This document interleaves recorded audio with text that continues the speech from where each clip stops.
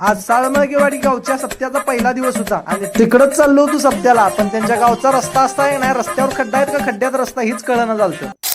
तर रामकृष्ण हरी मंडळी, आपलं तुम्हाला कायमचं ठरलेलं माहितीच आहे, कार्यक्रमाला काटावर पास आपण निघतोय, कारण मागचं काम काय लवकर आवरतच नाही. आमच्या घरामागच्या डोंगरावरनं निघालो आणि येळदरी साळमळगेवाडी रस्त्याला जाऊन मिळालो, पण येळदरी ते साळमळगेवाडी रस्ता असला बेकार झालाय नाही, पाक रस्त्यात खड्डा आहेत का खड्ड्यात रस्ता आहेत काय कळत नाही. तसंच कसं तर जाऊन पोहोचलो साळमळगेवाडी गावामध्ये. मी जायच्या आधी साळे महाराज आणि महेश महाराजांनी दोघांनी सगळी पाक हरिपाठाची तयारी करून घेतली होती. तयारी केली बघा हरिपाठाला सुरुवात. हरिपाठाला लय काही समाज आला नव्हता, तेवढीच थुडकी होती. ग्रामीण भाग आहे हो, समजून घ्या तेवढं. हे कोण आहेत ओळखलं का? नवनाथ भाऊ वाघाचा 11,000 फॉलोअर आहेत, पण गडी कसा एकदम साधा सुद्धा राहतोय. हरिपाठ वाजवल्यावर घरातून जेवण आलेलं पाक जिरलं होतं, म्हणून म्हणलं अजून एकदा जेवण करून घेऊया. जेवण ते करून झालं आणि लगेच कपडे घालून आवरलो बघा. येणकरी कसं काय तयार होऊन बसले नाटकराने वाघाला. गडी रील स्टार आहे खरं, गावात सगळी कामं करायला लागतील बघा. वाढप्यात सुद्धा काय सुद्धा ठेवून मागे चालत नाही. आणि आज कीर्तनाला काय समाज भरपूर दिसा लागला होता. पहिलाच दिवस आहे खरं, माणसं एकदम भरपूर आली होती आणि लगेच चालू झाली बघा कीर्तनाला सुरुवात. आणि आज कीर्तनकार होतं हेमंतजी महाराज मराठे चोरूची. आमच्या भागातलं चांगला अभ्यासक म्हणून ओळखलं जाते बरं का. नवनाथ भाऊ कीर्तनामध्ये सुद्धा टाळ घेऊन उभारला होता. तर मग आजचा एक छोटासा ब्लॉग कसा वाटला कमेंट मध्ये नक्की सांगा. आणि वाडीवरच्या ब्लॉगरला फॉलो करायला विसरू नका. मी नुसताच म्हणते फॉलो करा, खरं तुम्ही काय फॉलो करत नाही. असं काय करू नका, फॉलो करून घ्या आणि भेटू लवकरच. तोपर्यंत